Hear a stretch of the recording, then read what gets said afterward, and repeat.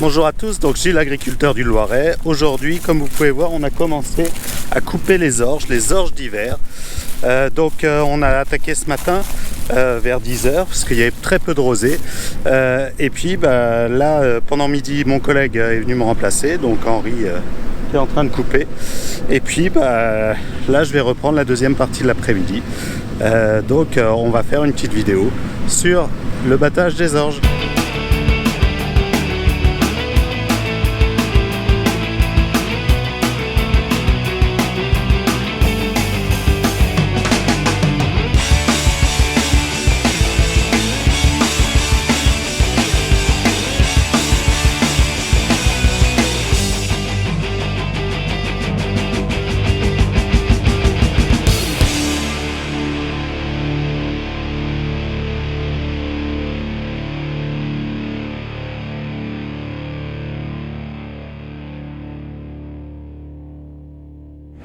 Donc vous pouvez voir l'orge qui coule derrière, ça se passe plutôt bien, ça se bat très bien, pas de souci. Donc l'orge est debout, elle n'est pas versée, donc ça aide déjà énormément.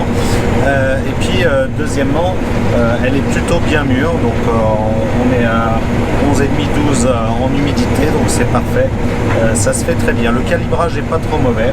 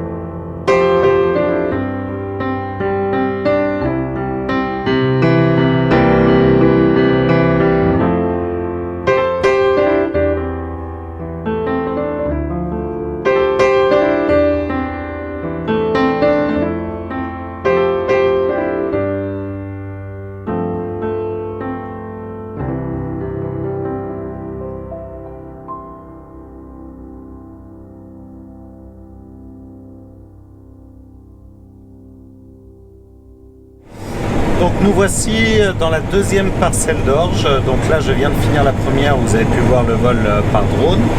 Alors la première parcelle a donné une moyenne de 57 quintaux d'après l'ordinateur.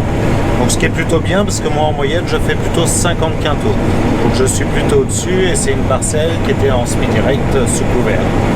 Donc pour l'instant je suis assez content. Cette parcelle je suis un peu moins content. Là pour l'instant le rendement quand je passe est autour de 60 quintaux. Par contre moyen on n'est que à 4,6 tonnes, 46 quintaux.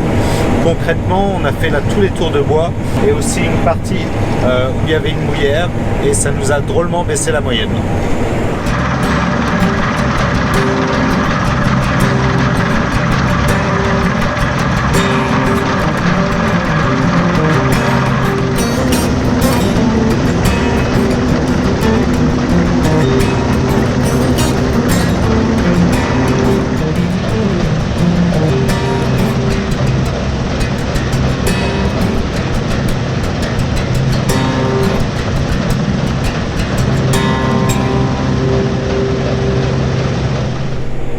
Comme nous sommes dans l'orge, je vais essayer de vous expliquer un petit peu tous les boutons.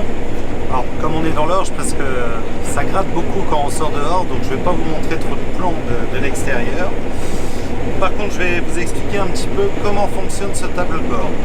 Alors déjà, on a une manette qui nous sert à avancer, donc plus on pousse, plus elle avance, et plus on va vers l'arrière, plus elle ralentit, voire elle recule quand on passe ici. Donc ça c'est la manette qui nous permet de contrôler l'avancement de la machine. Ensuite, nous avons tous les boutons qui servent à régler la machine. Ici les vents, ici les grilles, le batteur pour sa vitesse et son écartement. Ici au niveau de la coupe pour les hauteurs de coupe, les scies à colza et les rabatteurs. J'arrive au bout, on va vider.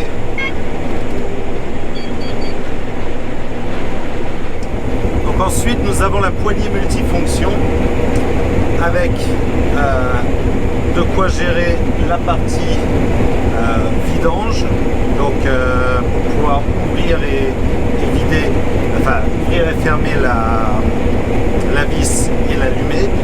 Et là la partie qui va nous aider à gérer la coupe pendant qu'on travaille.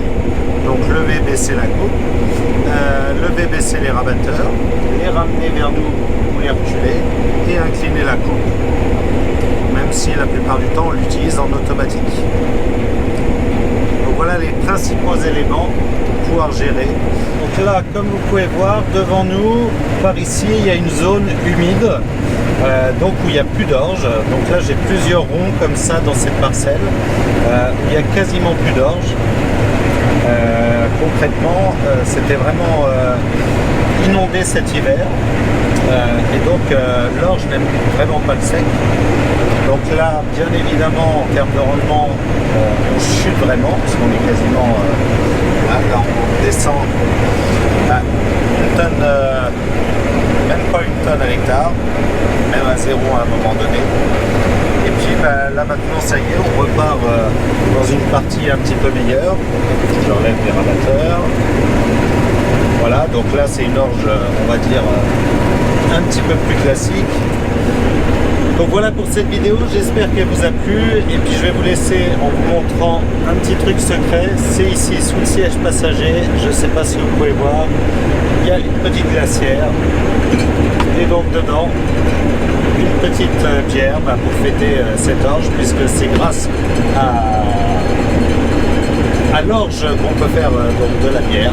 Et donc je vous souhaite à tous une très bonne fin de journée et puis n'hésitez pas à penser à tous les agriculteurs quand vous boirez votre prochaine bière, à penser que c'est grâce à leur travail que vous pouvez avoir tous ces produits comme la bière et comme le pain avec le blé. Et donc il y a toujours un agriculteur derrière ce qu'on mange et ce qu'on boit. Et moi je vous dis à samedi prochain pour une nouvelle vidéo.